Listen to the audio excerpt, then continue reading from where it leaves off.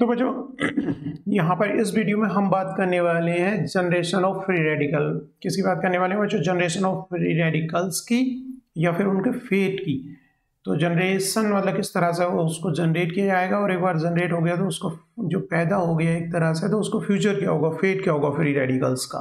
तो इस वीडियो में हम बात करने वाले हैं बच्चों जनरेशन और उनके फ्यूचर की, फेट। एक बार फ्री रेडिकल बन जाता है तो फिर फर्दर क्या करता है। तो फ्री रेडिकल किस तरह फॉर्म होते हैं? Free radical are formed from molecule से बाय ब्रेकिंग ए बॉन्ड।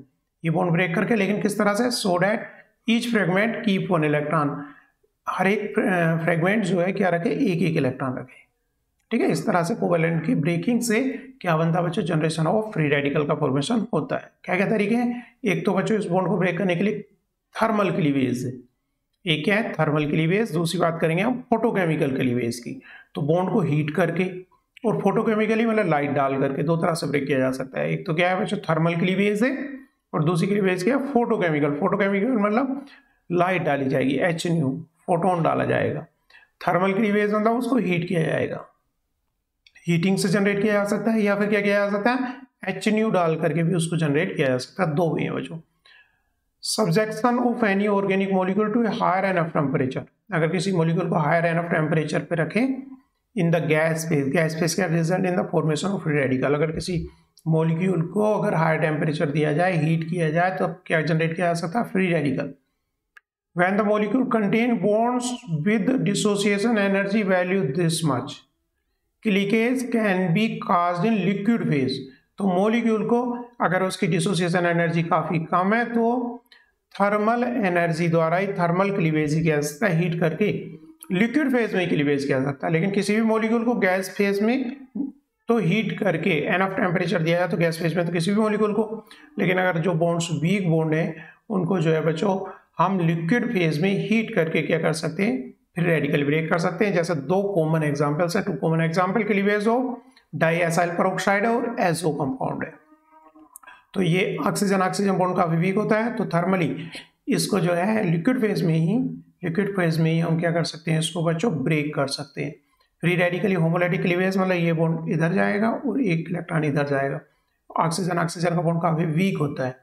ऐसे ही बच्चों क्या है? एसओ कंपाउंड्स को भी फ्री रेडिकली ब्रेक किया जा सकता है। एक इलेक्ट्रॉन इधर से आया और एक इलेक्ट्रॉन इधर से आया, तो यहाँ पर एक कोवेलेंट बॉन्ड नाइट्रोजन बन गया और दो फ्री रेडिकल इस तरह से हो सकते हैं। तो एग्जाम्पल्स है, कॉमन एग्जाम्पल है लिक्विड फेज में ब्रेक करने के बच्चों। एक तो है पेरोक्साइड लिंकेज को इजीली ब्रेकआउट किया जा सकता है, और एक एजो कंपाउंड्स को। एजो कंपाउंड में हम रिएक्शन इनिशिएशन में फ्री रेडिकली काफ़ी AIBN का यूज़ करते हैं, काफ़ी फेमस है बच्चों AIBN, एजोबिस आइसोब्यूट्रोनाइट्राइल। आइसोब्यूट्रोनाइट्राइल जिसको शॉर्ट फॉर्म में हम क्या बोलते हैं बच्चों? AIBN बोलते हैं। तो इसको ब्रेक किया जाता है एक इलेक्ट्रॉन इधर से, एक इलेक्ट्रॉन इधर से। इस बॉन्ड को ये बॉन्ड क्लीवेज होगा, एक बॉन्ड ये क्लीवेज होगा। तो यहाँ पर फोर्स क्या है? नाइट्रोजन गैस निकल पा रही है और दो फ्री रेडिकल, ये वाला बॉन्ड, ये फ्री रेडिकल इधर से ये, और ये free radical, two molecule of free radicals breakout हो रहा है। AIBN काफी इंपॉर्टेंट एग्जाम्पल है किसी भी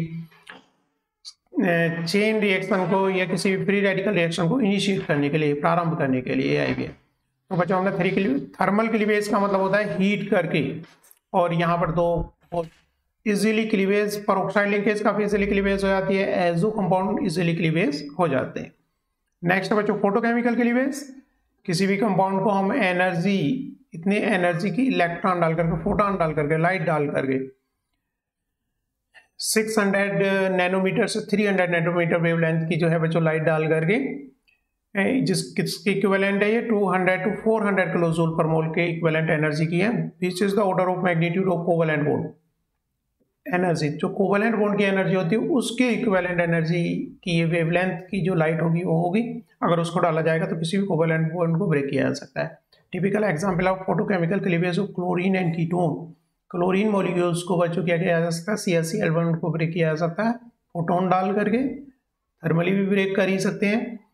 ठीक है, फोटोन डाल करके भी, और जैसे कि बच्चों कीटोन के अल्फा बॉन्ड को ब्रेक किया गया है।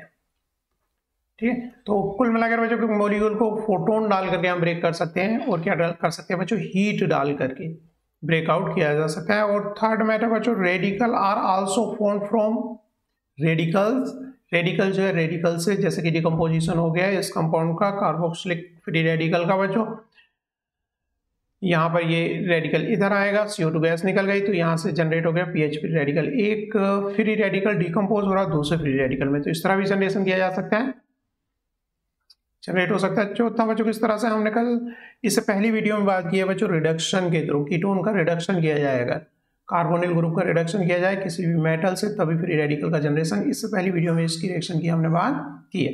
तो इस तरह से बच्चों जनरेट किया जा सकता है फ्री रेडिकल को थर्मली, किस तरह से थर्मली क्लीवेज द्वारा मॉलिक्यूल्स, या फिर फोटोकेमिकली क्लीवेज द्वारा मॉलिक्यूल्स को, या फिर बच्चों रेडिकल एक रेडिकल दूसरे रेडिकल को जनरेट कर सकता है, या फिर radical can also form by oxidation या रिडक्शन रिएक्शन द्वारा, ऑक्सीडेशन या फिर रिडक्शन रिएक्शन द्वारा भी फ्री रेडिकल को जनरेट किया जा सकता है। जैसे कि इससे पहले वीडियो में हमने फ्री रेडिकल जनरेशन की, यहाँ पर सोडियम कोई मेटल है उसका एक इलेक्ट्रॉन यहाँ पर अटैक करेगा और इस तरह से कार्बो एनायन बच्चों यहाँ पर जो है एनायन फ्री रेडिकल का जनरेशन हो गया। बात रही अब इनके बच्चों फेट क्या होगा, एक बार जनरेट हो गया ये कुछ मेथड देखे उसके बाद क्या क्या पॉसिबिलिटी है। एक तो बच्चों यहाँ पर रिएक्शन है टर्मिनेशन और एक रिएक्शन है बच्चों प्रोपोगेशन। एक बार इनिशियल रिएक्शन हो गई तो दो पॉसिबिलिटी है टर्मिनेशन। तो टर्मिनेशन में क्या क्या पॉसिबिलिटी है बच्चों, दो फ्री रेडिकल आपस में कंबाइन करके एक न्यूट्रल मॉलिक्यूल बना सकते हैं। Common termination reaction are simply combination of similar और डिफरेंट रेडिकल, किसी भी रेडिकल से या खुद से, सिमिलर मतलब उसी फ्री रेडिकल से किसी से कंबाइन होकर के बच्चों ये एक कोवैलेंट बॉन्ड का फॉर्मेशन कर सकते हैं। ये फ्री रेडिकल किसी अपने ही फ्री रेडिकल से या फिर किसी दूसरे फ्री रेडिकल से कंबाइन हो सकता है, इस तरह टर्मिनेट हो सकता है। या फिर टर्मिनेशन है डिस्प्रोपोर्शनेशन, मतलब एक फ्री रेडिकल जनरेट हो गया तो एक बार क्या करे वो हाइड्रोजन, यहाँ से हाइड्रोजन निकल गए CH3 बना दे या फिर डबल बॉन्ड बना दे। तो दो कॉमन ये टर्मिनेशन रिएक्शन है। डिस्प्रोपोर्शनेशन रिएक्शन का मतलब क्या हो गया बच्चों, यहाँ से ये फ्री रेडिकल ये वाला बॉन्ड ब्रेक हो, ये यहाँ इलेक्ट्रॉन आए तो ये जनरेट क्या करेगा डबल बॉन्ड का क्रिएशन हो गया, यहाँ से H फ्री रेडिकल कहाँ कंबाइन, यहाँ से जो निकला और यहाँ पर कंबाइन कर जाए और इस तरह से न्यूट्रल मॉलिक्यूल बन जाए। तो बच्चों टर्मिनेशन रिएक्शंस में हमने दो देखे, या तो खुद एक फ्री रेडिकल दूसरे फ्री रेडिकल से कंबाइन कर सकता है, या फिर क्या हो सकता है डिस्प्रोपोर्शनेशन हो सकता है, एक जगह का हाइड्रोजन दूसरे मॉलिक्यूल में जाकर के लग जाए, जैसे कि हमने यहाँ पे देखा इस तरह से एक हाइड्रोजन इधर चला गया, इसको बोल रहे हैं हम डिस्प्रोपोर्शनेशन रिएक्शन। तो टर्मिनेशन में दो मेन रिएक्शंस हो गई, खुद का कॉम्बिनेशन और डिस्प्रोपोर्शनेशन, ये फिर हो सकता है। या फिर प्रोपोगेशन मतलब रिएक्शन फर्दर आगे किस तरह से बढ़ती जाए, प्रोपोगेट होती जाए कैसे, इसकी मेन कुछ रिएक्शंस है। एक तो होता है बच्चों ऑब्स्ट्रक्शन ऑफ अनदर एटम, किसी दूसरे एटम का ऑब्स्ट्रक्शन, यूजुअली क्या होता है हाइड्रोजन एटम का ऑब्स्ट्रक्शन होता है।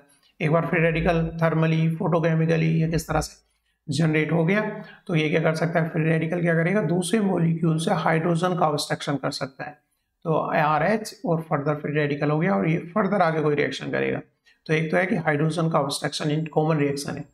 दूसरा क्या हो सकता है बच्चों, ये फ्री रेडिकल्स क्या कर सकते हैं डबल बॉन्ड पर एडिशन रिएक्शन शो कर सकते हैं, addition to the multiple bonds, double bond या फिर ट्रिपल बॉन्ड पे यहाँ पर, और यहाँ पर आया तो ये फ्री रेडिकल यहाँ पे ब्रेक हो गया, यहाँ पर ब्रेक हो गया, इस तरह से ऐड हो गया डबल बॉन्ड पर। तो ये भी बहुत कॉमन रिएक्शन है बच्चों, addition to multiple bond. Radical formed here may और another double bonds add to the other double bonds.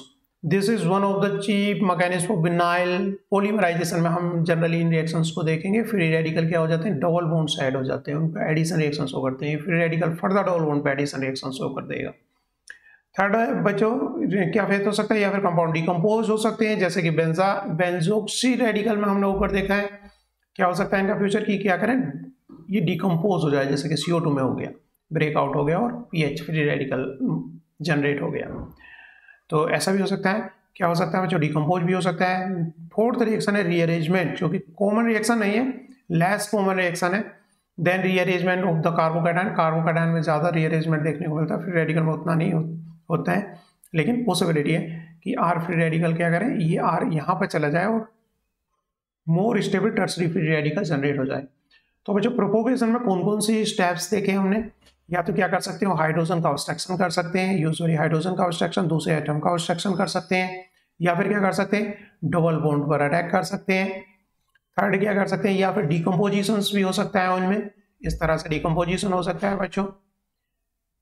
या फिर फोर्थ क्या हो सकता है बच्चों डिकम्पोजिशन हो सकता है रीअरेंजमेंट हो सकता है। तो ये कॉमन पॉसिबिलिटीज़ हैं अगर फ्री रेडिकल जनरेट हो गया दिमाग में कि क्या क्या पॉसिबिलिटी हमारी हो सकती है। एक बार फ्री रेडिकल हाइड्रोजन ऑब्स्ट्रक्शन हो सकता है, एडिशन टू मल्टीपल बॉन्ड हो सकता है, डबल बॉन्ड पे अटैक कर सकते हैं। थर्ड क्या हो सकता है बच्चों, डिकम्पोज हो सकते हैं। अगर कोई इस तरह से स्टेबल मॉलिक्यूल निकल रहा होगा डिकम्पोज होकर, जैसे कि यहाँ पर CO2 निकला है या फिर N2 निकले,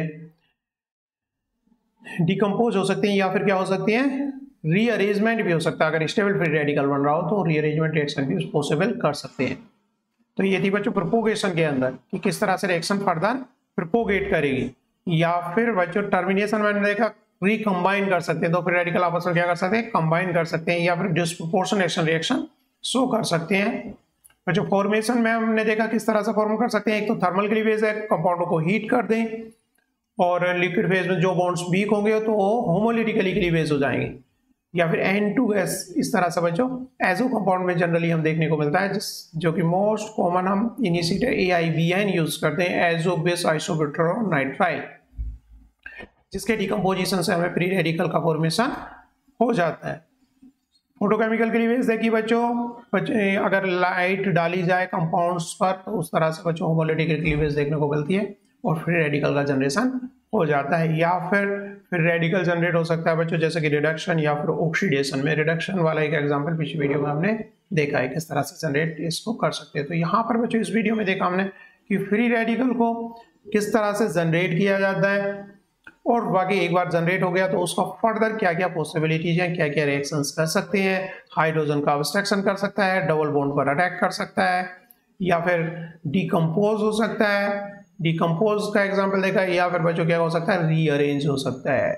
तो ये इंपॉर्टेंट कुछ उसका जो है बच्चों फ्यूचर है, जो कि हमें हमेशा पॉसिबिलिटी ध्यान में रखनी चाहिए कि फ्री रेडिकल क्या क्या कर सकता है। हाइड्रोजन का ऑब्स्ट्रक्शन, डबल बॉन्ड पर अटैक, डिकम्पोज या फिर रीअरेंजमेंट। Thank you.